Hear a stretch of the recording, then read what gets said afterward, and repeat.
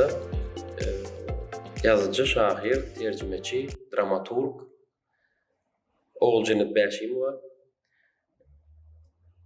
Oğuljanat Bäşimowa birnäçe yazan romanlary, birnäçe hatda rejissör men aýtmagam ýa-da rejissörlügim bar. Birnäçe filmlerim sahnaly, ýazgaly telewizionyada zatda gitdi. Bizim köp bilýän zatlaryny ýazan kitaplarynyň arasynda ýa-ni Mevlana diýdi, Yunus Emre, Garajoglan, şolara değişli şolaryň durmuşyndan ilham alyp ýazylan kitaplary bar, romanlary bar. Şeýle de biz Oğuljanat Bäşimowany häzirki wagtda ýaşlaryň arasynda suwhan göýlük bar diýip dile çeperlik baradaky ýaşlara berýän maksatlar bilen tanýasy Oğuljanat Bäşimowany. Şimdi men size näme ejek edip bizden sen meni hem dik bizden. Bu ýaşagy menden Käýe tem bolýa. Ya da oçsuzun yüzden mi?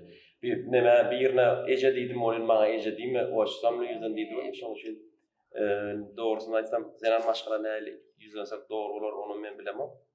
Ne Oğuljanat Doğan sizi meşhur eden näme diýen size bir şöhret getiren zatlaryň biri 15 ýaşyndaky ýazan goşgyňyz bardy. Samantha Smith barada. Hindistanna Hindistanyň bir görnükli ýa-ni okuwçysy, şahyry, hemde şo wagtlar Indira Gandhiň bir iň gowur ýa-ni gyýjagy, ýa-ni eýjejik gyýjagy zat bir döwrüň gahrmanlary bolýardy şuňaly. Şol Samantha Smith şuňaly bir eýjejik gyýdy. Şoň esasynda da bir tanyman adamdy şol.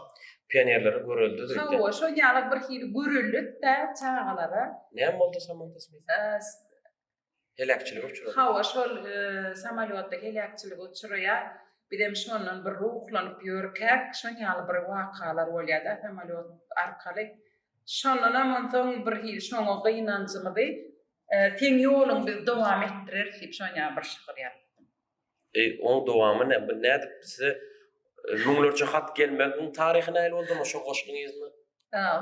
Indi şo bir teň ýoluň dowam etdirer biz teň gatdalyňda biz hemişedem ýa-ni adatlygyň çağalan, çağalan adatlygynyň şolaň bir dok gezmeginiň tarapdary diýen manyda gaty bir şuňa ýadyma düşenok ýönemi ýadyma düşýände şo ýylyň batyrgylygy şoň bir tätin dünýäsi bir de eden täsir. Ona men goşguda şeýle ýazdım.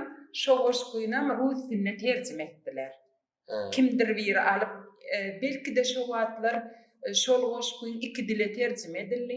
Mundan merdan täsin ýeri şo goşguýny hemme saýy respublikalar şo wagtlar hemme rus dilinden alyp öz diline terjime etdi. O meş dile da gitti da. O meş döwlet de şo wagtlar onuň öz diline terjime etdi. Hatda latişler, Litvada, täjikler ondan maňar o taş ýerlerde Tubada şoňalyk ýerlerde de terjime edildi de mundan oňam aşagynda da men adresim talgym bar ekeni. O wagtlar açyk aýdylýardymy adres? Men bilmedim, men bir zady bilýär, öýe müňlerçe hatlar gelýärdi. Oşo döwranaga da okap oturglan okan. Döwranda onuň ýerden başlaýar, günör taleçeli. Şeýle behlenjigim şonça adamlary, müňlerçe adamlary şuňal ayaga galdyryp ödgen duşlam, olaň hemmesem Samanthany tanaýan adamlar. Çağalar, ýaşlar, pionerler, şon tanaýan adamlar.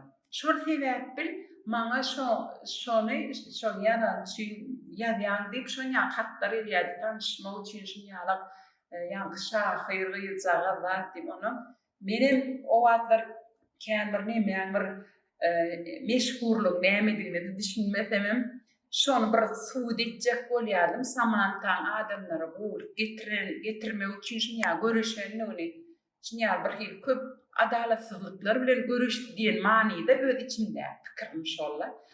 Ona şey diyeyim gitti son bana şondan soň Samanta'nın facialy ýagdaýyna ölümüne seslenen iň köp seslenme şygyrlary bilen iň köp seslenme alan awtor diýip bir sertifikat mı hat mı ýadymda şonu berdiler.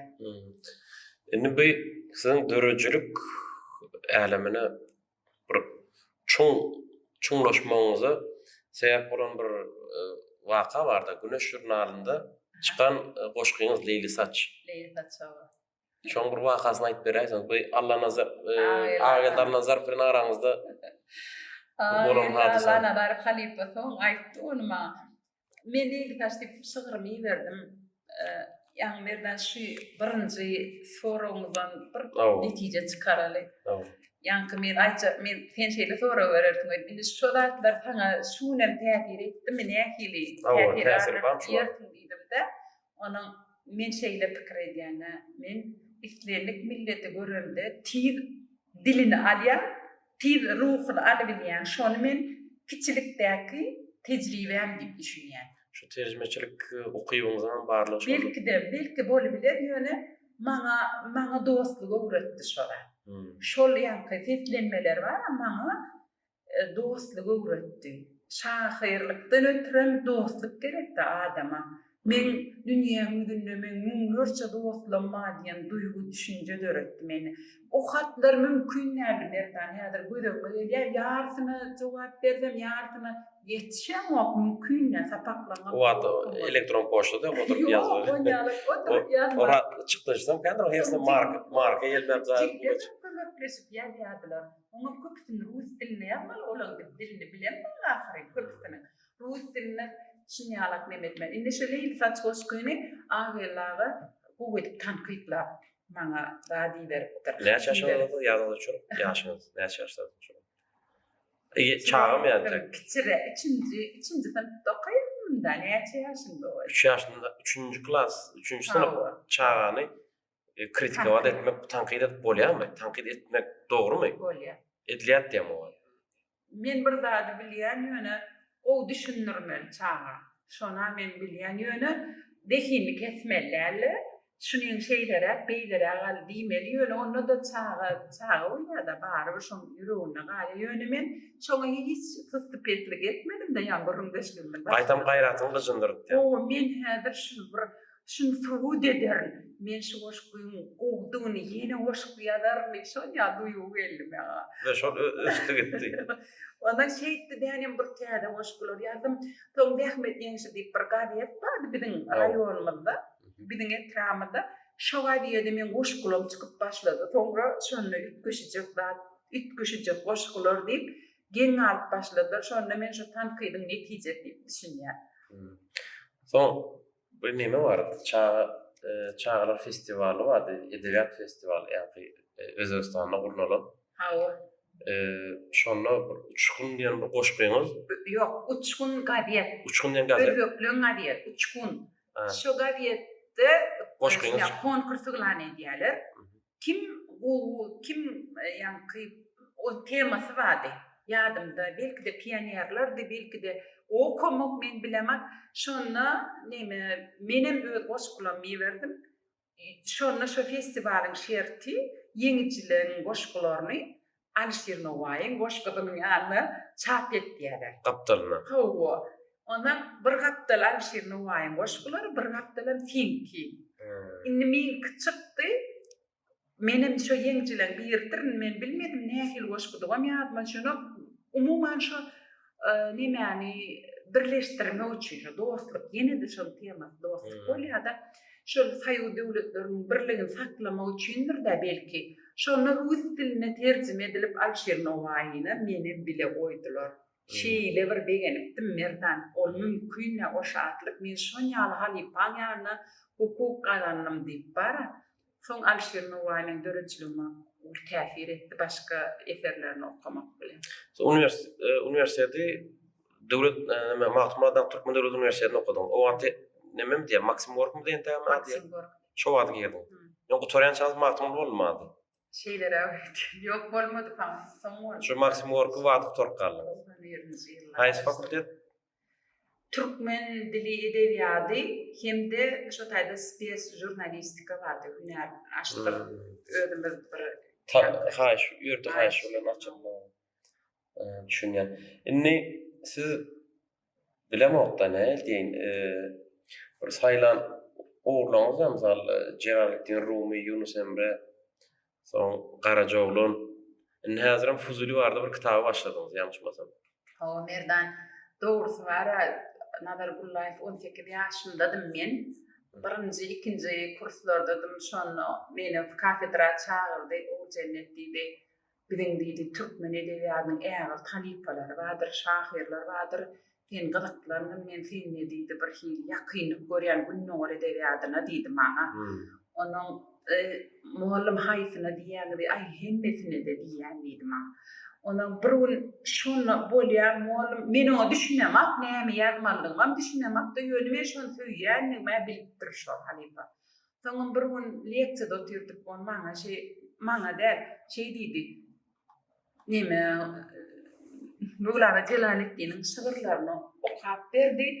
Onun kitabını açın dedi, kitap açtım onu ağda çıktı. Ya bol şun ýaly görün, ya görün şun ýaly bol. Umytsızlykda da ken, umytlar bar.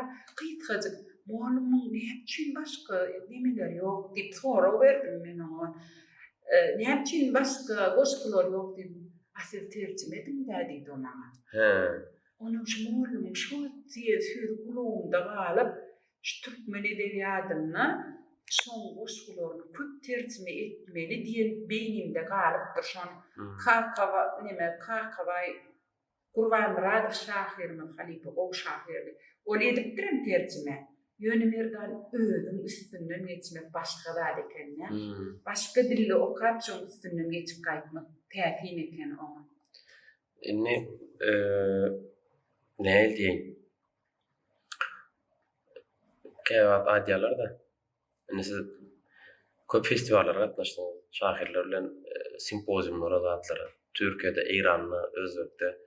Şu adam online ýagdaýda gatnaşan nemeleňiz bar. Angliýada diýdik, ýerlerde diýdi. Biraz şolar barda görüň beräýän, şol halkara arenada Oljanet Bäşimowa näil tejribeler aldy, näil ýollardan geçdi, näil gyzykly ýatlamalarynız bar. Inni aýtmanda merdan şu bir döwür bilen aýakdaşrak bolman gorýan umuman. Bir hili современный, näme şol gün döwre bap ýaşamak üçin hem dünýäň pulsyna diňsalmaryny diýip düşünýän. Kä halatlarda bizde bir şonýaly pursatlar bolýardy, ýani ýaşyň gaýtşan soň şu öňkü döwür gowdy, öňkü näme on şeýle diýip. Şu öňkü döwür dogdan gowdum. Diýjek bolýanym adama bir täsir edýän zatlar galýa, hakydandy, aýt diýseň diýmesen galýa, geçilen gün gow bolup dur diýip ejem daňam sözüde ol pahermida maýdyr. Geçilen gün gow ýalak diýip ol adamyň öz tebigatyna mahsusda. Men aýtjak bolýandym, men bir döwre bap ýazgylar bilen döwre bap rejissörler bilen döwre bap şahirler bilen gatnaşman gowy döwrem aýtsam, näçe gadymy edebiýat öwrendim, näçe çuňluga gitdim. Şuň kun men gadymy edebiýatyň edil özüni şarkylladyp sahnada oýmak, ýa-şon film etmen garşy men şoňa. Biz onu edibem bilmeýär. Etjegem bolmaly. Biz ýöne awtoryň gözü bilen gadymy edebiýat diýen ugur boýunça diýşedi biler diýip düşünýän. Men öz ýaşaýyşymyň nemesi şo nähil. Men aýtjak bolýanym, men Mevlana barada bir ýat ýazjak diýemde, Oljanet meniň Mevlanam diýip ýazganyny halipalan biri. Mevlana ul şahsiýet, o barada her kim garaýşy we nazariýeti we tenim meniň Mevlanam diýip ýazgan. Çünki seniň Mevlanaň olanda nähil bolýar diýip bir nazariýetiň bilen ýazgan. Şonu gowy bolar diýip aýdypdy. Ol hakykatdan dogry eken şa halipam. Aýdan şuň kun men düşünşüm de. Häzirki döwürde men näme dedim, gadymiyetiň bir 16-njy asyryň öz sızgysyna, duýgusyna girmek kynna mysal üçin Garajoglan ýazmak üçin özüň gadym arhaik bolmaly, oň üçin hem dili gowy bilmeli, ol edebiýaty gowulmeli. Onun bir şeýle bir stil tapdyk. Mysal üçin men soraşdyrdym halipalardan nähilrak edende gowuljak diňe döredjiliğine ýüzlenýärdi halipa. Orjenet sen başgadan okasaň okowulyny diňe döredjiliğine ýüzlen şonda içimde bir özi ruh dörärdi. Şahsiýetiň özi dörärdi. Gara sadyga dörärdi. Şolam ane dogry aýtsam şoň bilenem gaýtdym. Şoň esasynda da ine şu ýankaýdýan çemen, ýankaýdýan buketyň esasynda da Jelalettin Rumiýanyň eserine şol Işkyň adany, Garajaglan Işk dudagy, onsoň Yunus Emre şekilsiz älemden şoň öldüren keşfi. Edebiýatyň öz şygyrylarynyň öz iş boýunça dören keşfi. Ýöne bir zat belläsmeli, häzir Fizuliň işläp ötürmeli, merdan bir zat belläsmeli. Şu içinden tercüme edip geçip gidiýärler, köplenç şygyrlaryny, şonu hakykatdan ruhuňa siňýär şo şygyrlar. Haçana boş diňe okap dälle, özüňe siňdirip dälle, ýene-de tercüme edip edebiýata berseň, öz edebiýatyňa bermek üçin iki iş etdiň bolýar-da. Hem aň dörejiligini öwrenýän, hem edebiýaty. Häk nadargulla adadyk näme üçin bolum, adadyk ýuny hem ýanky Jelalettin Rumi diýen ýerim bar.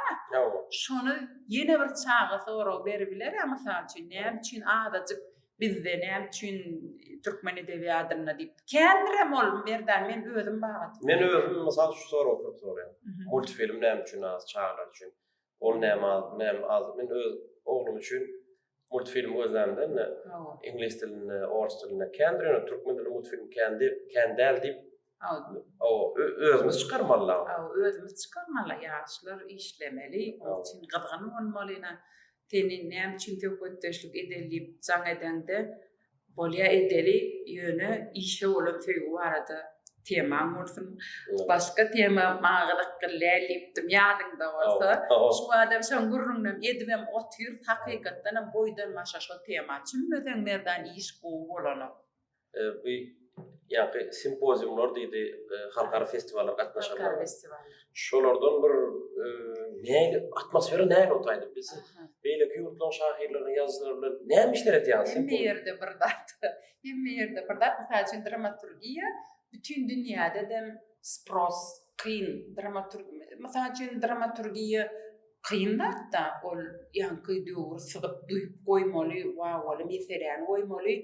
Bir hil adamlardan bir hil ýaltalykmy, belki de ýeňiljek zada gowalaşmak, mysal üçin sen internetiň bir köp zatdan alyp galýar, nähil gowulmalaryny bir tarapdan canvas sarp edilse, nähil işleýär, mysal üçin halipa rejissor Döwlet Hojaoğlu Londonda ýaşaýar, o taýda ýanky Hameleon teatryna, Rus teatryna işleýär. Spektakl ýazdyk, ýani pyesa ýazdyk, Jelalettin Rumi barada.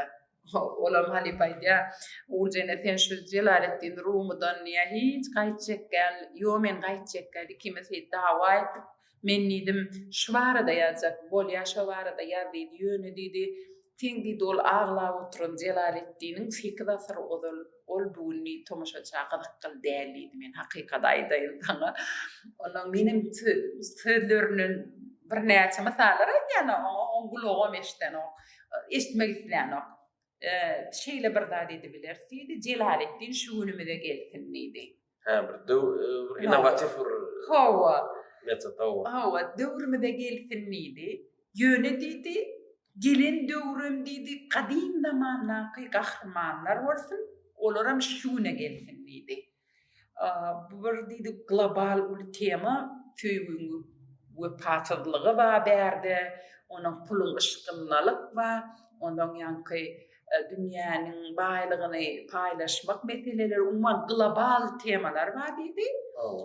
Hemde adamlaryň ruh gymmatlygyna bolan isleň azalýanlygy, düýp tema, maddi gymmatlyga bolan isleň köpelýänligi, ine şu zatlaryň hemmesi içinde bolsun diýdi maňa. Onuň menem pikirlenýän halipin men nähil etmeli. Художникimiz var, Berduğlaman Sahadow, oba ýerde teatr kritikler var, dünýäň çarpynjy bilen habarlaşýan. şol sabrmen bolmaly, şol döwre bap bolmaly, şuň tomoşaçy nädip ödüne çekmeli. Esasy maksadana şol. Ine ýa-da badaryň sütünü şol. Sütünü şol. Teatr badaryň sütünü şol. Bazar diýilende neme mundan bir näçe aý başlary drama teatrda duş geçirdi. Men bardım. Ha. Ýa-ni tanqidi duş diýilen soň bardym näli teatr bilen baglanyşly. Gowdatlar aýdyldy, aýdylmady diýjekken ýöne mysal bir halipa çykyş etdi, ady ýadyma düşýär. Ýöne ýaşlara bir tanqidi ýüzlene, ýaşlar dramaturgan oňrunga şunu sünneläp, bowjat öwrenmeli teatrda. Ýa-ni aktýoryň roluny girmek başarmaly, eýitmeli ýöne şoňa tanqidi de. Amen bir tarapy pedagog, bir tarapy marketolog, bir tarapy telekeçi hökmünde bunu analiz edýär. Indi häzir bazar ykdysadyda geçilen döwürde döwrüň talaby diňe bizde dünýäde de bazar ykdysadyna geçmeli teatrlar. Bazar döredilmeli. Indi men aslında şu taýda bir sizin çykyşyňyzy dinlejek bolmaly, belki çykyş edenleriň wagt almagy bilen sizin çykyşyňyzy dinläbilmedik. Belki siz şu wagty näme aýtjakdyňyz? Siz söz yetem bolsa. Ine belki sen aýtjaň, ben ama aýtjagym diýip bir goşgoýma da soýadyma çykdy da ine şulay aýtjagym. Ýanky aýy Halipan diýen dady da. Ol cennet diýdi, şuň kun Mevlana şuňa gelsin diýdi, şuňyň problemalarynyň içinden geçtin diýdi maňa. Gadymyetiň gahrman şuňa gelsin diýdi, şuňyň meseleleriniň içinden geçip gitsin. Ana şonda diýdi, şuňyň tomoşaçylaryny çekip bilersiň diýdi. Ol Mevlanaň diýdi, eýär diýdi, şuň kunyň tomoşaçysy üçin däl diýdi. Ol Mevlanaň öz ýeri bar diýdi. Oň mukaddesligine biziň şüphämiz ýok diýdi. Ýöne şuň kun Mevlana gelse näme işlerdi diýdi, hana aýt diýdi. Şeýdi we maňa ýa Alşir Nawaýan ýakladyk Şirin Perhadyňam spektaklla 7 san drolga we 7 drolga Jelalettin Rumi öz halipasy bilen bile ýörek geçip gidýär şolaň arasynda bolýan wakalar. Teatr badar bar daýdýar. Teatr badar bar. O teatr badar da şu. Nädip tomoşaça görkezmeli, padawat etmeli, padaça nähili bolmaly. Ya ol sizin işinizde marketolog, bizim telekeçilerin işi mi ya? Ol şeyle de ol ýöne bir ýanamda da şeýdip ýazmalar. Onu rejissör goýuny da, hudojnik onu eýneşini edenne de şol etmeliler. Mesela gadymyetiň eşi, şunyň eşigi bilen gadymyetiň sözlerini aýdyp şonýa edýärler şu an. Monologlar aýdýarlar, Jelalettin Rumiň monologuny keşfinde ýöne şunyň eşigini eýýärler. Hamana tomoşaçy dadyny beýnisini täzelik töretmeli. Bar maksat şol teatryň başga işi ýok. Şoňa gyzykly bolmaly, näme diýse gyzykly bolmaly. Onuň ýüregiňi bermeli. Bir zat ýa kiçik mysal aýdaýyn, sen nähili bolay sana gelende vнимание berilse, gelende diňe senip dursa şu gözler mysal üçin bir adam ýere baranda ol gitmeýär hiç ýerde. Teatrda näme mesele bar diýsene, teatryň öz sahnasyndan gyzgynlyk tomoşaça gelmese, tomoşaçy şo gyzgynlygy küýsemese, hiç wagtam o bazaryň dörmese. Ve Shakespeare's Globe dip teatr var Angliýada. Shakespeare'in Globusy diýen teatr. Şo oýunçulary dünýäni gezip Gamlet'i görkezdiler. Bizim Alparslan teatrına da geldiler Türkmenistan'a da. Şu Türkmenistan näçinji 130-njy döwletimiz diýdim näme çykyş edýär. Yeňil urnap bolan esbaplar, eşikler hukman şo döwrüň eşiklerinde biraz döwrü wagda biraz kwapdaşdyryp we iň geň galan zatlar baş roldaky Gamlet'in rolunu oýnan Gara ýagyz berdi. Ýani Afrikan asylly Britan raýaty. Muny tomoşa etdik, özüm köňüň listelini zal dogry gitdi türkmen tomoşaçysyna. Bir näýden?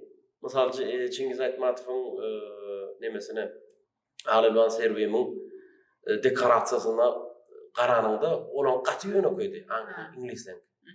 Ol bizim teatrlarymyzyň dekorasiýalary gaty, owdun gaty neme? Ýöne şo diline düşünmeseler adamlar bir doldurdular. Biram şo gara ýagyz Gamlet'in rolunu oynatyp hiç kim bir soru soramady. Şonu kabul etdiler. Bir hili marketing bir gowy ya tanatmagy, şo bazarda mele getirmegi başarypdyr da medeniyetli dünýäde şey diýeýin-de birazjyk.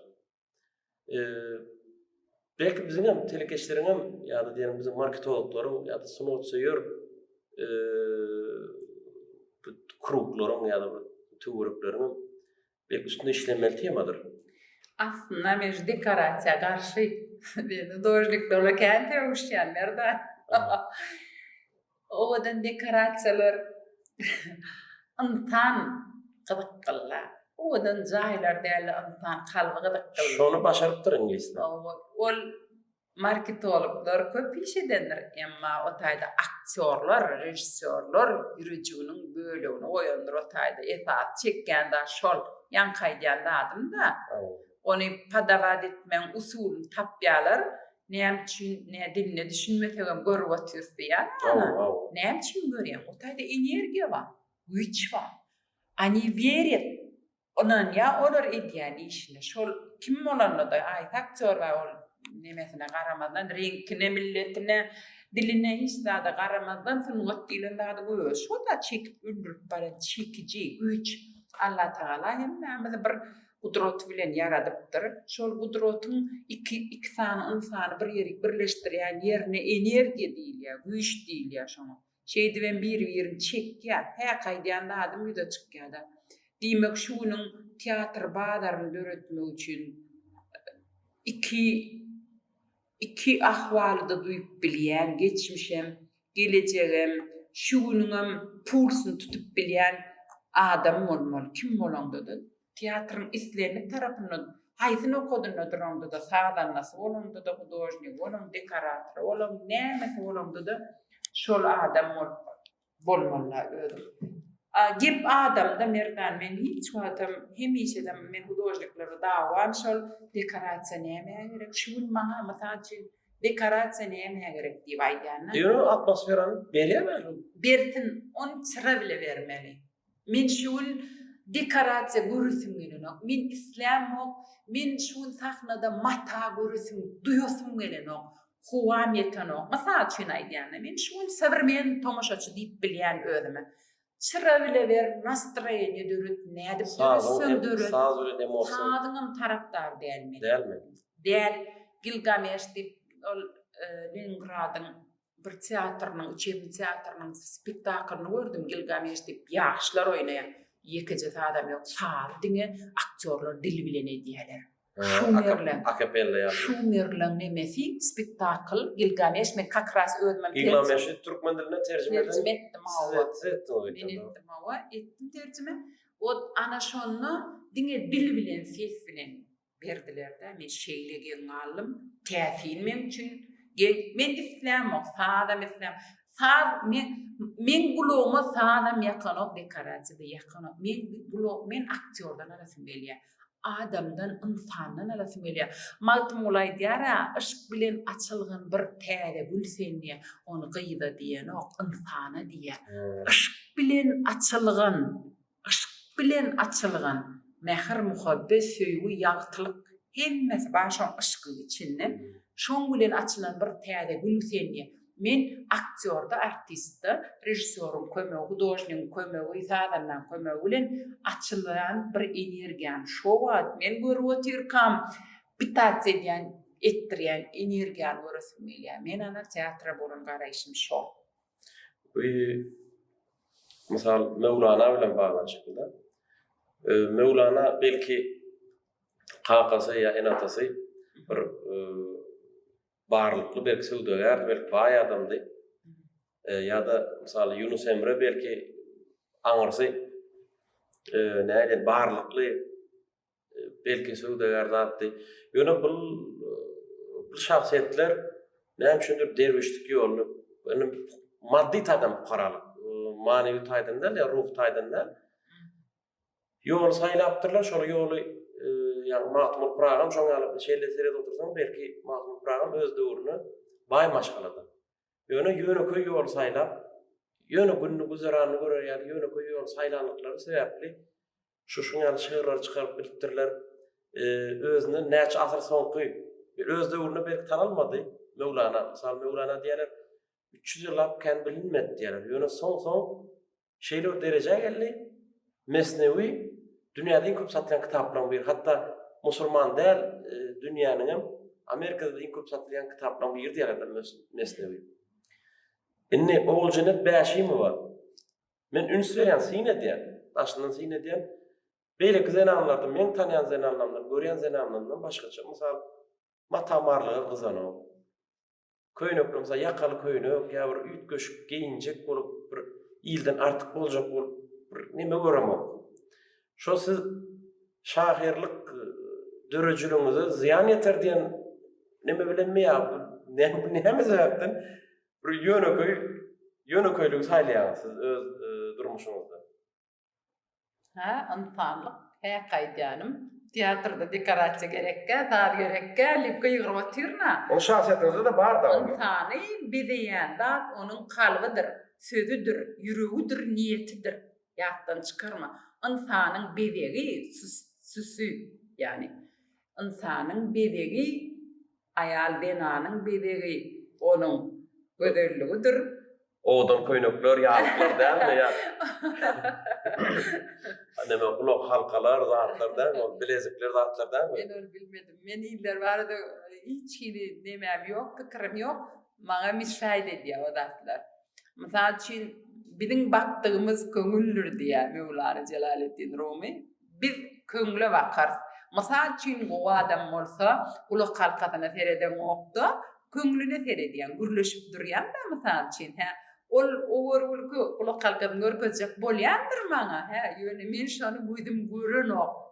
Yani men şoň kalbyny göresim gelýär. Men dörjeleýän adam. Mevlana diýär, hani diýär sen niýe ustad bolsaň diýär, yani näme dalýan bolsaň, näme dalgyç bolsaň, was bolsaň, türkmen diline was. Owas bolsaň. Türkmen däl olam arap farsy. Was bolsaň hani sadapdan dur çykar da göreýin diýär Mevlana. Men insanlara bakanda şu näme talanty waka, näme has okuyuplyka talanty diýip bakýan. Şol insana näme bolan talant bolup biler. Mysal üçin suratkeş bolup bilermi? Ýa-da şahir, mysal çağalar aýdýanna. Toň şeýle men nazariýetim bada insana. Men işim ýok, oň näme baýlygy, maddi baýlygy, näme hili bolsun men üçin tapady ýok. Şoň üçin men dürli gatlyklardan dostlamam, zorlamam bar. Bu ýene bir zat. Öňür sohbetleşdik. Şonu YouTube'da goýupdyk. Men garaşýardym bir 5 miňlap, 10 miňlap tomoşaçy bolar diňlär şonu diýip. Ýönem 200-300 da galdy. Ýöne köýrek zat bir güýmenji ýa-da bir gülküli bir zatlar bolýar bolýan, millionlap seredilýär, şo tomoşa edilýär bolýan. Ýöne sizin şo taýdaky aýdan zatlaryňyz bir adamlar şo paýhasdan zatdan peýdalanyp köp adam göräjek ýar bolýan. Şol 200-300 adamda galýar, kän bolanok. Biz ýalňyş ýolda barýarmyz. Näme üçin tomoşaçy dinleýici az bolar? Men bir tomoş täsirli hemde şo ýerki, şo zady köp ýerde analiz edip biljek tomoşaçyny taýlardym. Çem nüňläp adamlary we şo wagt unutýan tomoşaçyny taýlanymda. Eterim görkezemde sahnada mysal üçin. Az bolsun ýöne intellektual, akylly, o taýda aýdýanlara dogry netije çykyp durmuşda ulanýan adam bolsun. Elbetde. Ýöne 2 sekund haga geçenler. 5 miň adam, 7 miň adam görenede ol bir jyllanyň ömri ýaly boljak bolsa, men üçin täsiri ýok. Ýa-ni aýdýa, men şu gowny men arasynda geldim da sen men siz öwren şu täze okapym terjime edip otyrman diýär. Her wagtyň ölüşüniň öz azasy bardyr diýär. Ýaman düýpden alýada Er wagtyň diýe, wagt ülşüniň öz ywasy bardyr diýe. Görýän diýen dadyna. Gaty çuňa aýdýar da, diýmek her bir jan şo wagt tetin daşyna çykaryp geçip gidýär. Emma ol geçip gidýär diýer. Biz hepimiz bir bölük ankalars diýe. Hep diýe kanat beklers diýe de. Biz ýa anka guşlar biz hep bir bölüjük diýe. Bütün adamlar da diýe de. Öz kanatymyzy beklers diýe. Ölümimize garaşýar diýe de. Haçan uçarsyk diýe. Bir kuça içine salya, bir goşagyň içine salya insan, tutuş insany. Men aýtjak bolýan adam, sen masy bur giden adama şeýle täsirin getirenden, näçin onda sen oho bilýänmi näme Shakespeare geldi. Masalan bilýän plan geldi. Onu näçin o söz aýdýar. Milyon san tomaşaçy geldi diýmen Shakespeare geldi teatra, näpermer. Einstein aýdýar da Einstein geýin aýda beşik näme ödül alýan, her pay alýan, ma gyzyl näme alýan, ýur gidelim. Şodur şunu dur diýdi, aýman bar bir Einstein diýdi. Ikindi. Sonra ýalarym şuna aý şo aýragalymam geýinmedin puluňa maňa diýdi. Aý bolýar aý bar bir Einstein men. Ütgen ok mende eşik ütgeden ok. Bar aladam Einstein bolmak diýipdir da ol. Onu eşik bilen Einstein bolmadyma, öňem diýipdir. Da men şu kelle bile boldum, aý bolýar şodur şunu dur bereýin diýipdir da. Onda öňem ogul jennetde men ogul jennetde. Hali paýdýa da näme turgudaryň ödülünü almağa taxna bilip barýar ýa-da $30,000 aldy da ona. Onun alip bolumda taxnadan düşdüm o indi näme işlerlipdir da. Yankı, yanakı, nemetine producer. Ay orada bir kuş buralala yaptı. Kadiyana koydu diye de kuşum diye. Benim ay bolya diyetimin oğlum örmeli kıydım çıkarma iş gelmiyor da cay payladı. Ondan ay kuş buralala lip diye yankı diye qımmat kuş alıptır İstanbul'un diye de yarından çıkarı o içimden yattı. Ay ya diyecek bolyandan o tayda gepol nemen almakta, ödülü almakta da taxna çık, pedestala çıkmakta.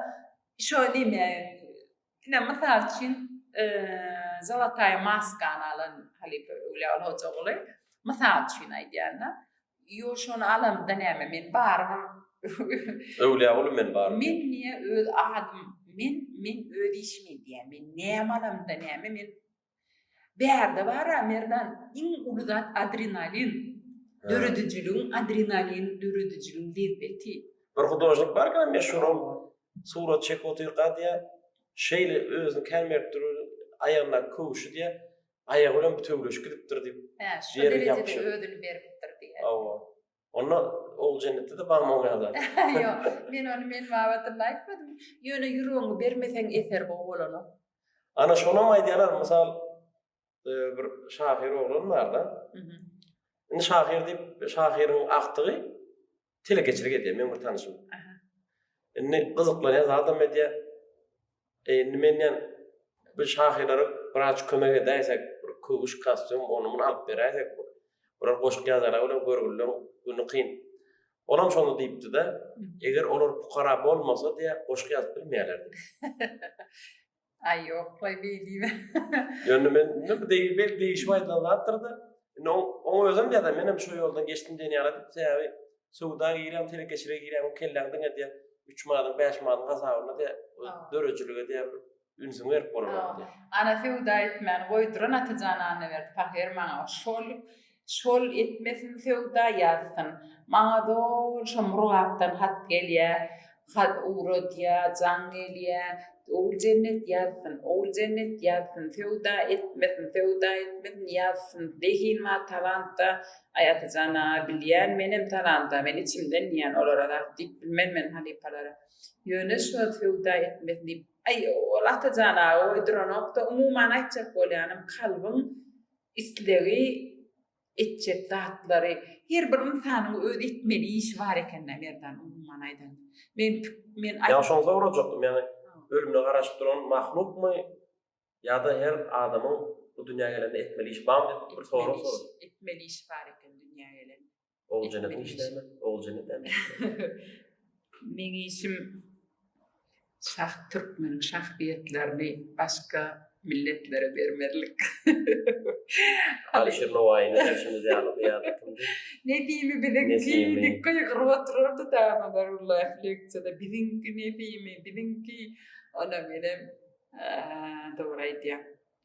Kayfe millet özünün küleştirdi şu şahbiyetleri. Şu şahbiyetlerin şu milletin kolya. Men aytman misal üçün Azerbaycanlar Füzuli'ni alıptır deyip. Yönü Azerbaycanlar Füzuli'ni kän işler. O kän işlerdir. Diysenken mümkün ne? Alişir Novay'ını biz öz köp işledi. Men arada bir kän gyzyklandım Alişir Novaý bilen baglanşykly. Bizim Türkmen näsde? Ya Heratda ýatyr, Owganstanda Türkmenler ýaşan ýerine ýatyr. Şeýle seresen bir etnik taýdan Türkmenlere has ýakynady. Alişir Novaý şahsiýet. Bizim milli kitapxana baryp men Alişir Novaýyň kitaplary bilen gyzyklanyp gördüm. Barýo şu bir asyryň içinde ýa-ni 20-nji asyrda 3 kitap çykypdyr. Bize. Hat 3-de 2 bağışlan. Atatürk sorýan. 49-njy ýylda bir kitap çykdy Alişir Novaýyň. 60-njy ýylda bir kitap çykypdyr. Bolly. Iň soňky bir Mahbubul Ulub şygyrlaryndan biri bölekler. Häzirki döwrde türkmen diline terjime edilip Dünya Edebiyat Jurnalları 2013-14'de çykypdyr. Bolony. Biz Alişir Novaý bizimki dip urunup ýatyrys.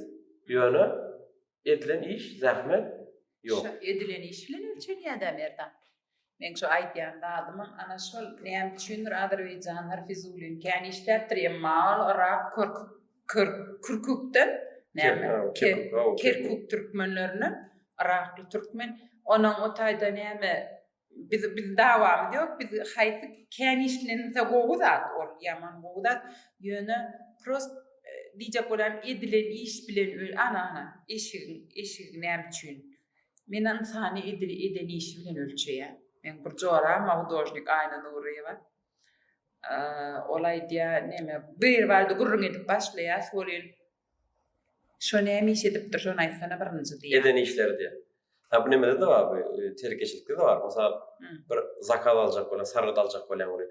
Öňkeden işlenen görsek bolan portfolyoňuz diýär. Şo barada şonun 10 soňurun edelli diýär Ayna.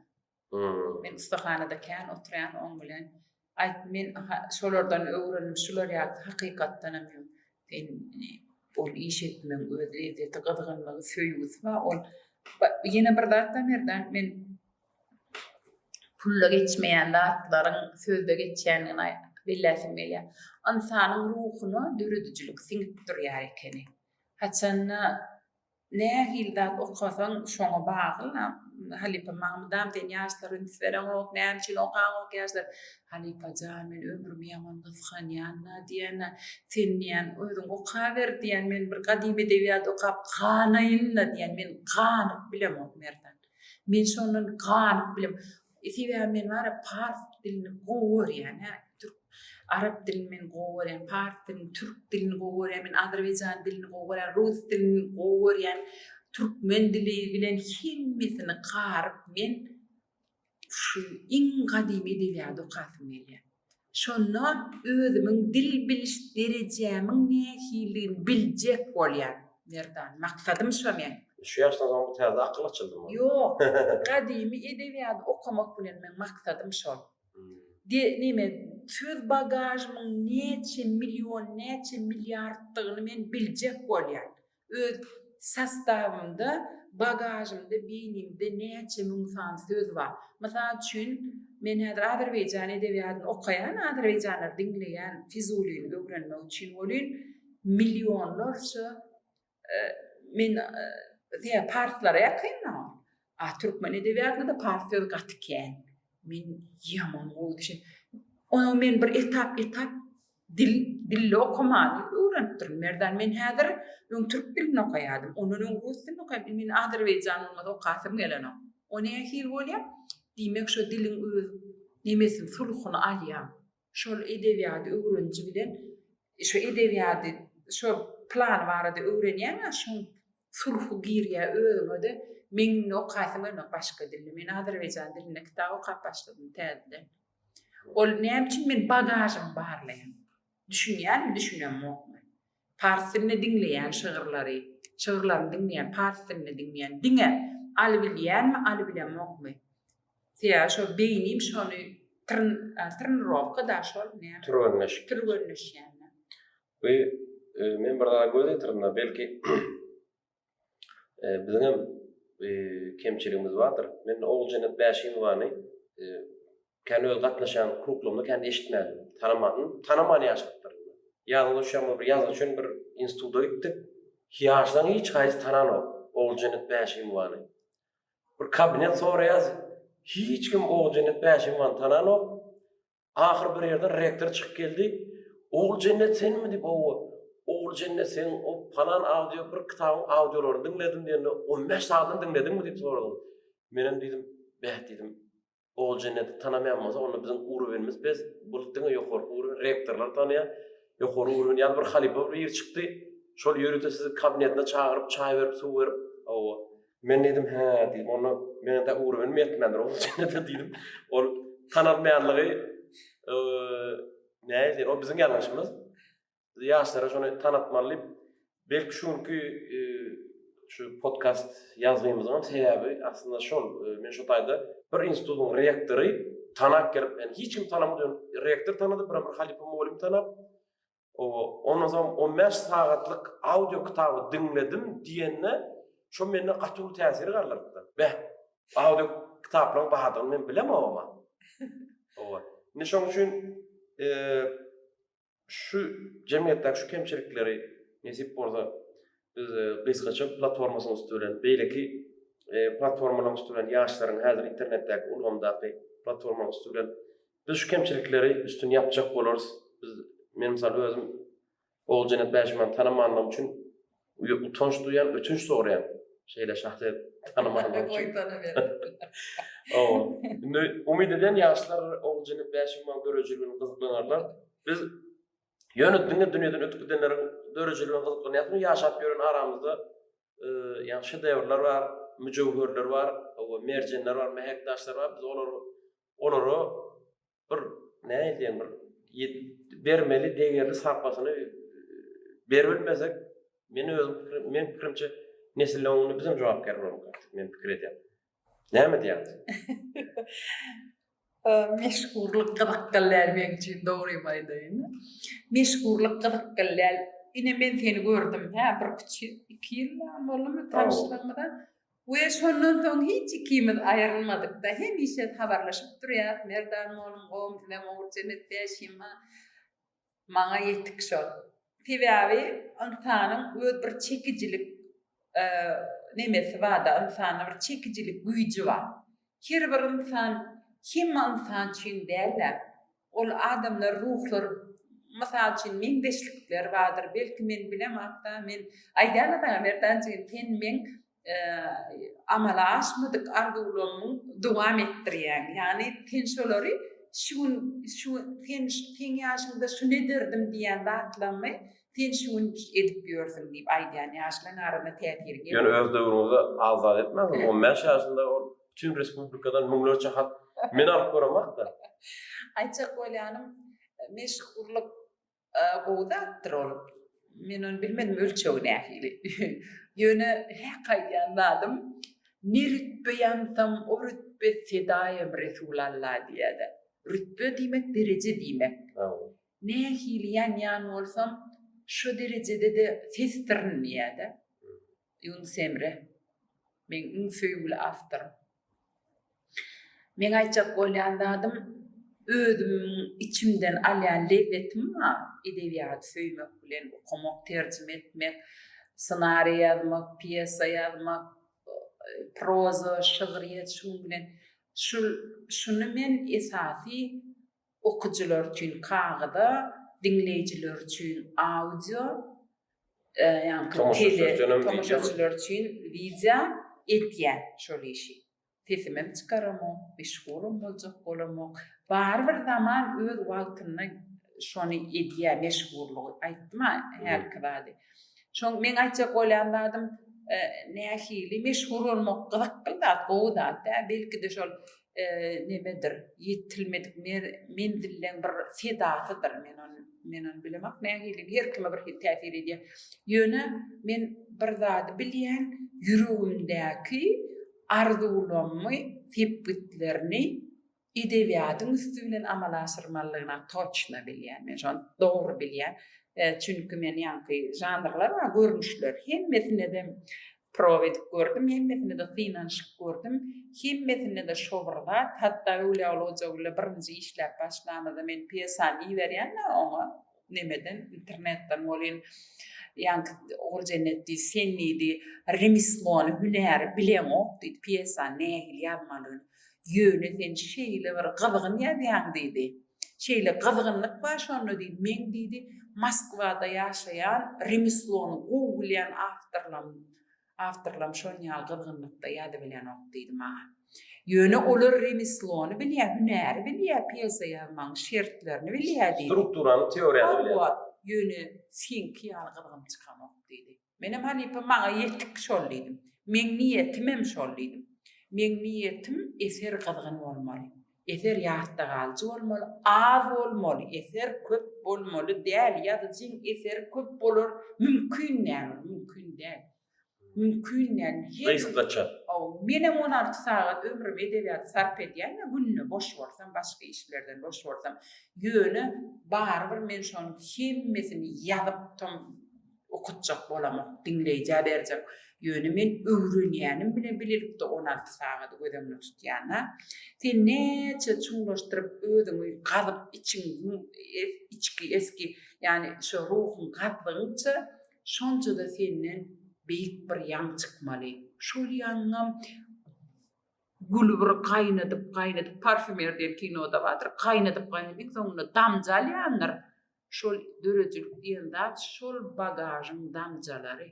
İň soňky damjalar şol gülüň ýysy atyr bolýar da soňundan gül gaýnadyp ýysy atyr bolýar. Diýjek bolýan adam dörejilik bir atyr damjalary men pikirimçe de. Şoň üçin Mevlana diýär, yeter ki sen hazır bolýa.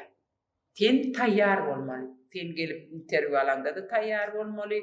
Ýene bir şahyr ýetsäge gelip şu goşguýy görüp beräý diýene de taýýar bolmaly. Men pikirimçe adam ödüm kämilleşdirmeli. Meşgurluğu öz akymyna ol eýem ýanky nemelen işide. Ol iş başga iş. Adam öz meşgul boljak bolmaly.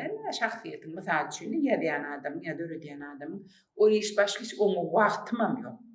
Käwat men goýan internetde kitaplar, men ýanky dörejiligimi da käwat goýan ýöne ony täze zatlar baýna okasaňyz okap göresiňiz gelse diýen manida goýanna. Yani özüm şeýle meşhur etjek bol kimdir bir tanasyn diýip goýamak. Ýöne barbyr iş edýäniň aýdasyn gelýär. Ýöne köý dälligini. Zähmetiň ýerine düşmegini okuyjun bilen kontakta geçmek isleýär. Hawa, şeýle diýerler. Ýöne men edebiýat öwrenesim gelýär merdan. Men şu şahsiýetleri özümde näme edipdir. Mysal üçin men aýdyp bilerim merdan, men aýdaýyn şunu geregem şu şekilsiz älemden Yunus Emre barady, uly kitap ýazdym. Näme üçin şekilsiz älemden ýydım, Yunus Emre'ni düşündirmek mümkin näl, on portretini çekmek mümkin däl. Gaty owadan poeziýasy bar. Celaleddin Ruma ışkın adanını ýydım. Näme üçin ışky ilkinji gedek adan hökmüne çekýän bir täsin şahsiýet hökmüne gördüm. Eserlerini 4 kitabyndan terjime etdim, taýlanan eserlerinden. Sonra Garajowluň ul kitap bolup çykdy. Näçe ýyllar rahmetli bidatlar magtym boluýny öwrendim. Näme şo Fizuli, Nesip bolsa şo Halipan diýen Nesim semma. Aýtjak bolýanym onu men özüm üçin bir meşhur bolmak üçin öwrenemokda.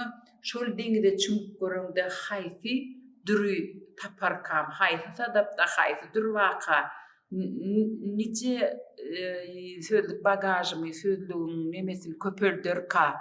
Yani nämeler duýup çüsdet, nämeler syzyp bilerkam, nirsinden öwürlerkam. Şol Bara Mecnun'un daşyna aýlanýarda bir töwlük we barlyk bir töwlük Allah Taala bilen birlik, tebigat bilen birlik aýdýarda bara hemmesiniň hem aňyrsynda sufizm maşalatlaň hemmesinde de duýgusy şol kendine özüňe dolanmak bar. Başga da ýok. O taýda hemme sekret şonu neme many. Men aýtjak bolýanlarym, men kim, näme üçin geldim? Men şulary okumak bilen näme dip biler, näme dip duýdum? Men diňe oda şey dip elim çirkidip görýän. Şu çirkidenne nähil agyrypdyr şonu ýazýan men. Başga da ýok. Şu zaga bilýän, şu ot ýanyp dur, menem şoňa çalaja elim çirkidipdir we çirkiden dadım. Eger men eserimi okaýan bolsa, olam ulu gowy diýän bolsa, ol diňe çirkidenje ýeri. Ol atasyň odyň. Han ol ataşy öwrenjek nirede? Han o sözleri eşitjek kulak nirede? O sözleri täzeden aýtjak dil nirede? Mevlana şeýle soraw berýär. Han o sözleri eşitjek kulak nirede diýe. Diýmek biziň ýaşlarymyz öwrenmeli onu. Çirkidilenje zady oturmaly, ataşyň kendisine, ataşyň özüne özüň urmaly. Şona öwrenmeli. Eger de şeýle bolanlar şahsiýet ýörýärine de olaň özi men misalymda göz ýetirip biler. Eger men şahsiýet diýän bolsa, sen şu var. Men şahsiýetden da şu otlar, alawlar şular. Ne şoň esasynda. Sen diýän badaryňa, ýani geçmek badaryňa, ol zamanyň öz sorawy, wagtyň öz sorawy, ol özi ýerini tapar. Tuwam akya nirasiň melligini özi gowul. Yani bazılar öz emele gelir diýjek. Yok manýalar, gitjek ýeri ýok. Ýöne şuň kun elbetde şuň ýaşap ýörken emele gelse onu ýetirdat ýok, ol etap şäsce prosto men ýazyjy men şeýle pikir edýänler. Ol cennet doğan atyk kiň temalar urlaşdyk. Belki men ýalňyşym moderator okmana belki bir tema tutup şondan tutmaly. Aýtmana zat köp. Onu eýdenden belki bir temada çuňlaşyk has bolar diýene şonda da men özüme köp zat şuň sizden öwrendim. Dinleýijilerim lezzet alar diýip umyt edýän. Ýaşlar üçin bir aýtyp biljek bir iki kelam sözümizin ahyryna. Öz edebiýatymyzy öwrenmeli, öz sahnamyzy, dramaturgiýamyzy söwdada da özümiziň ýani markalamyz bolmaly, brandlamyz bolmaly, öz wraçlamyz bolmaly, öz ot çöplemizden näme ýasalmalygyny öwrenmeli. Umuman men bir zada göz ýetirdim, menem köp döwletlerde boldum, türkmen ýaşlar dehin berdan. Gyzgynlyk ot başa men diýen ataşym diňe ýüreklerini berip okasalar, işleseler bolly edibilýärler köp zatlar. Men aýtjak bolandan şu ata watanymyz üçin, öz ýurdumyz, toprağymyz üçin ýaşlar hökman işlemeli. Hökman sevgisini öz toprağymyzda berseler, diýmek ştaýda bir gowy nesilim kemale geler, gelecek ýaşlanky, olaň nesilleri has täsirli ýaşarlar, has meşgul ýazyjylar bolarlar, suratkeşler bolarlar, olar belki döwrüniň zamanynyň ýazyjylary bolarlar. Men şo barada aýdasym edi, ýaşlar öňe şahsiýet bolmak üçin diňe işlemeli, başga ýol ýok. Hiç wagtam garmyň näler betalyň şahsiýet bolmaýar, mümkin näme. İş wagtydyr diýär. Bu bir iş wagtydyr diýär. Ýöne demire. Ýatirkada diýär şonu özüne. Bir dostuma da şeý dip ýatýan ýa-da elim diýär. Tasıp ýatýan ýa. Ýok, ine. Tide görkedir. Diýmeden men aýtjak bolýanlar şonu ýalyk bolmaly. Men tide özümiň kimdim suud ederni ýatýan ýa giýje diýär, tamda diýär. Öz gaýratyny öz. Hakykam suud edýär. Öz gaýratyny öz gyjyndyryp, özüni öwüslendirip. Mümkünler işleýişi. Dünýäň suratkeşlik sunmatyna goşýanlar mümkün däl. Diňizin içine urunda nähile täsirli bolýar şonýala. Diýjek bolýanlar iş. Düşman ýeňmen birinji şerti iş etmek diýär halipa. Şoň üçin ol düşman ol, bir bile düşman olmak manida däl, özüň goraýanda iş. feni günnün tikenlerden, dillerden, yaman niyetlerden, geçmişten, gelecekten, kemme zatdan goraýanda Allah Tagalaň özü aslında yönü şu iş. Ha şol adam näme iş etdi ondan urlaşölli baýdylýa diýdim ana şolak bolýar-da. Tüwdada da şeýle hemme zatda da men şeýle pikir edýän. Ol Cennet Bäşimow köp sag bolun. Täsirli gurulmaňyz şu. Biz ýene de türlü temalarda, türlü başga da meseleler boýunça tek duşarys. Şu podcast öz dinleýijilerine öz täsirini ýetirer, öz dinleýijilerine barar diýip umyt edýäs. Siz hem döröjülüňizi üstünlük arzu edýäs. Täze kitabyňyzyň Fuzuli bar diýjek kitabyňyzyň gysga wagt okuýjylaryna ýetmegini arzu edip size köp sag bolsun aýdýas. Köp sag bolun. Sağ olun.